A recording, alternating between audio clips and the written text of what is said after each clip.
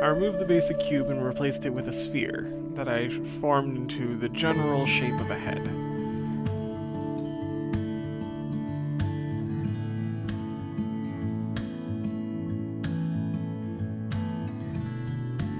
Then I started adding little blobby bits. I was working from the reference model of a mountain lion, and I tried to replicate the jowls or the snout part, and it kind of looked like breasts over the lips, but that gets smoothed out later on.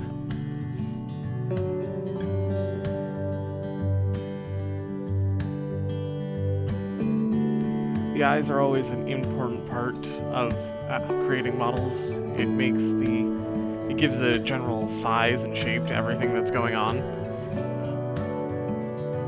And then you just duplicate the outer part of the eye to make the eyelids by just duplicating it, cutting it in half, and then opening it up. Joined all the pieces together and remeshed them so that I could sculpt it all at once. Smoothed out the jowl bits and added some substance to use for the lips. You know, something that actually stuck out a little bit.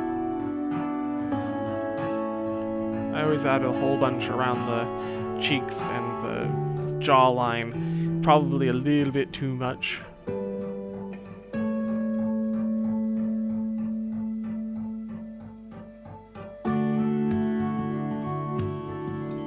The ears I did separately because I always have trouble with ears, so I always try to at least make the general shape of the ears before I stick them as part of the rest of the head. But once I do it, I remesh it in and generally inflate around the edges, make it look less like a flat elf ear and slightly more like an actual ear. You can never get the details inside, so just add random lines. Adding some wrinkles to the forehead, trying to give it some character, but I think that gets lost later on.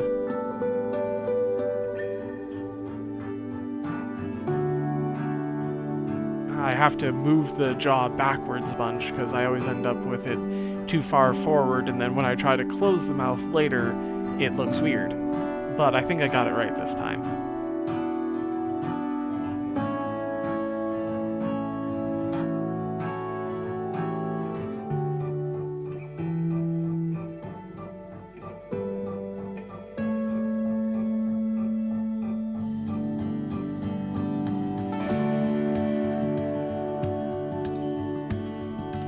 I duplicated the head 7 times in order to give me an outline of how big the body should be. Then I used the skin modifier on a single vertex line drawn out into the general shape of the body. Then I used a bunch of blobs to fill out the musculature, sort of like how when you're drawing you're supposed to do the basic shapes first. Here I created the basic shapes out of meshes. I tried adding cubes to give the big muscly bits more structure, and it sort of worked. Once I had all of the blobs in place, I merged them all together into one, and it was a matter of smoothing it out so that it didn't look like a blocky mess.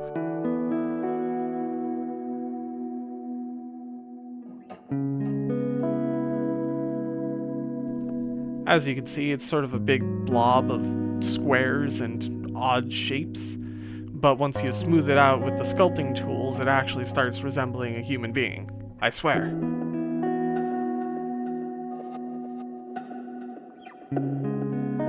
All barbarians are known for their workout routine, so I made sure to add a six-pack to this one. I noticed that a lot of artists like to put lines on the shoulders to give them musculature shape. So I tried to replicate that by creating 3 strands of blobs that I would smooth out later on.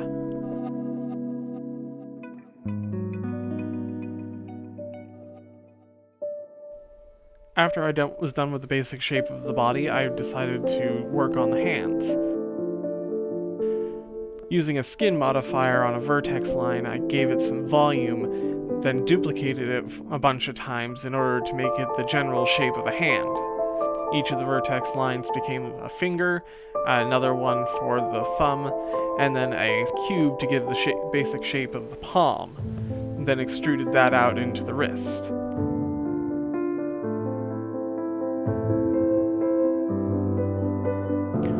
I remeshed them into one shape that I then sculpted to make the more refined shapes of the hand. The pads of the palm, the pads of the fingers, the ridges on the back of the hand. I'm really proud of how these hands in particular turned out. Usually hands are a pain in the ass because I can never figure out how to get the proportions right, but I think I got it this time. At least basically.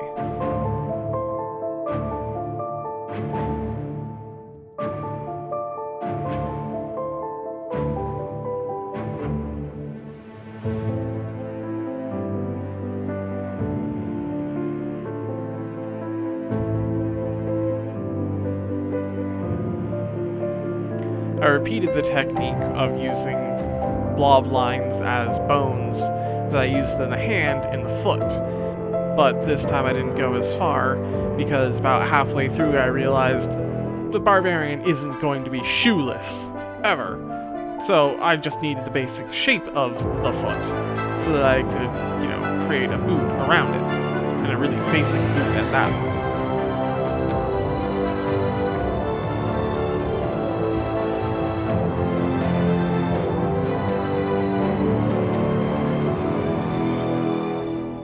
The commission said that they wanted shaved sides of the head, which I interpreted as mohawk. So I used a cube to create a central line down the head that I shaped into more of a hair-ish shape.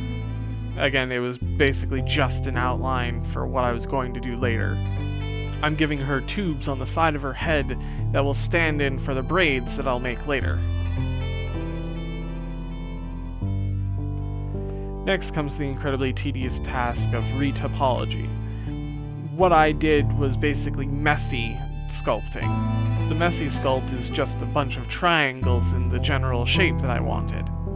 So with retopology, I create a whole bunch of squares and stick it to the surface of the sculpt, giving it the same general shape. As you can see, this takes a lot of time and is quite boring, and until recently I had basically refused to do it. Now I kind of need to, in order to get the best results.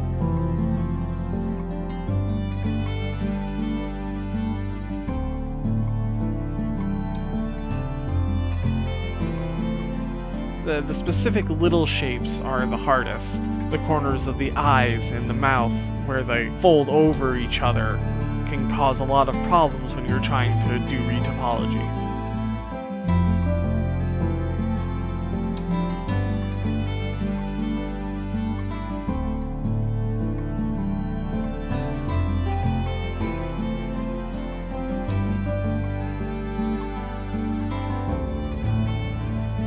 After I recreate the basic shape of the entire model, I can shrink wrap it down onto the sculpt I initially made, thus giving it the same shape, but a much cleaner topology flow. Then I use a multi-resolution modifier. The multi-resolution modifier adds a whole bunch more squares into each individual square, but not permanently. It gives you sort of a soft change, something that you can form over again. And you can step backwards to where there are less squares and make bigger changes, and then go to where there's more squares and have more subtle changes.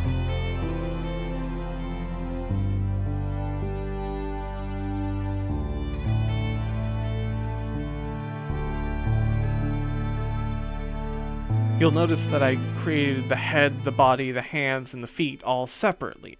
This makes it easier to sculpt them individually, but after doing retopology, I have to join the pieces together. But that's not terribly difficult as long as they all have the same multi-resolution modifier and the same settings.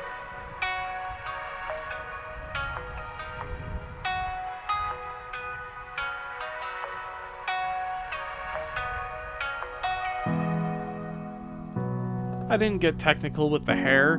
I pulled out blobs to sort of look like dreads. It's a low effort method, but I think it works for a barbarian.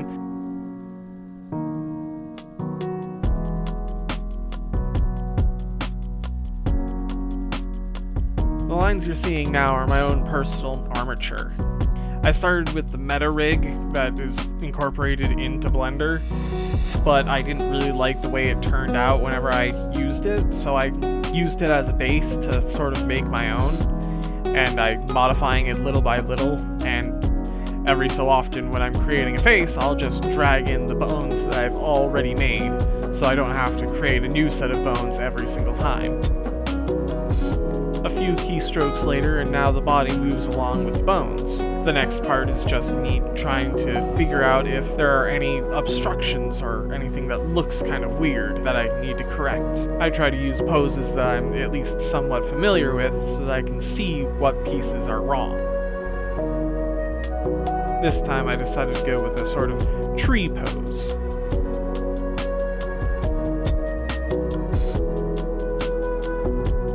Clothing can be a bit of a hassle to make. If you create a new mesh and then put it over your body, then add weights to it from the armature, it sometimes clips through and doesn't look right. What I mean is, the body and the clothing will sometimes clip through each other because of how the weights are distributed by the bones. The easier method is to just take chunks of the body out, duplicate them, and then reform them into pieces of clothing. That way it already has all the proper weights inside. Here I'm making bras, tops, shoulder pads, leg pads, leggings, just trying out a whole bunch of different things. I can't really speak to my ability to make clothing, so I tried different things and tried to figure out what worked. Part of the commission was that the Barbarian would be wearing studded leather. This led me to think of a biker chick vest, which is the top that I ended up going with. But I made sure to have some type of bra underneath, just to make sure that her chest wasn't entirely exposed. All of the pieces were looking a little flat, so I decided to add a sort of outline to all of the armor pieces and around the collar, make them stand out a bit more. Then comes more posing to make sure that it all works together. All Goliaths have these lines all over their skin. I couldn't find anything that said what they're supposed to mean or if there's any kind of meaning to any of them, so I just sort of ended up drawing whatever seemed to look good at the time, and this resulted in a couple of mustaches, which I removed. I tried to go with a duller pink for the mouth, but it still turned out to be too vibrant, so I had to knock it down with some more blues.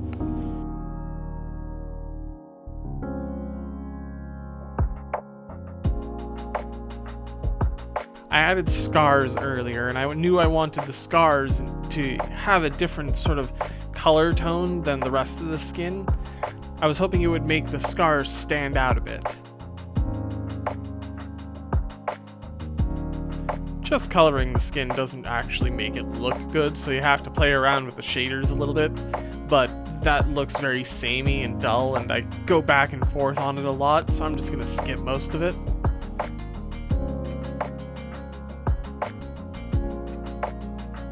But I think I went with a too dark a color that I needed to go over a second time with a more fleshy color, the same fleshy color that I used for the inside of the mouth, to make it look like the skin was actually damaged at some point, and now it had changed color.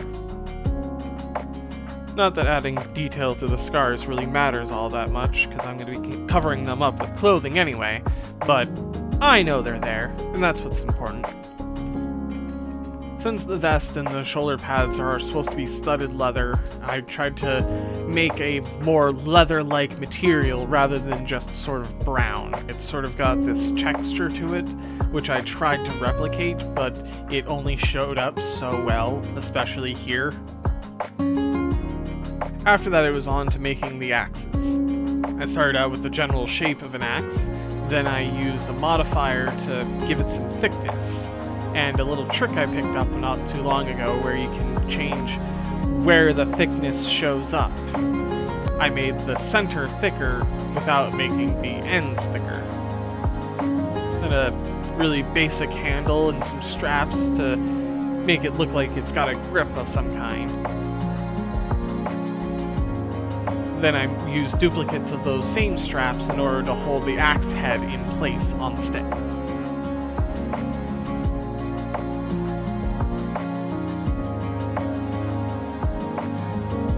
Then I created a modifier so that I could change whether the axes were in the Barbarian's hand or on her hips. And I made sure to curl the fingers so that they actually look like they're holding on to something. Next thing I tried was to make the studs for the studded leather by creating a whole bunch of studs in a row and then projecting them onto the shape of the vest. This didn't work out too well. I turned to a new feature in Blender 3.0, which is called geometry nodes. One of the things it allows you to do is create a whole bunch of meshes on top of another mesh. In this case, it made it show up in random places rather than in orderly fashion like I wanted to. This also had some disastrous results later on, but I didn't really notice that at the time. I decided that her bottom half was lacking any kind of visual interest, so I decided to add a fur half skirt. Fur coats are kind of a cliche for barbarians, but making it a half skirt at least made her look more interesting, I think. Rather than try to recreate a fur coat through sculpting, I decided to create a single tuft of fur and then duplicate it over the surface of the skirt in the same way I duplicated the studs over the vest. I've tried making hair in the past and it's never really turned out in a way that I liked, but I watched a tutorial which showed that you can make a single strand look like it's a whole bunch of strands sort of clumped together, and following that example, I was able to recreate big strands of hair. The same tutorial went on to explain how to use squiggly lines lined up just right to make it look like they're a flowing braid. It's a really simple technique, but I had never thought of it myself. I didn't know how to pull the braids from the sides of the face together, so I just had them feed into one large braid in the back. It's not terribly convincing, but it works, I think.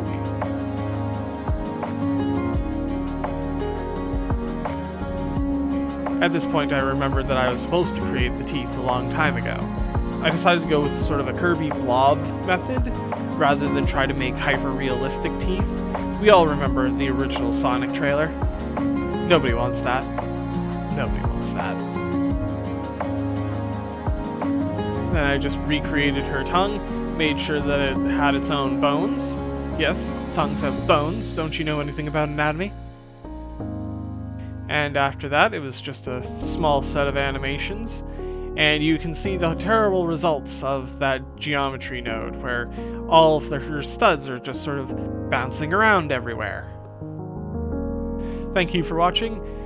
It didn't turn out perfect, but I wouldn't want it to.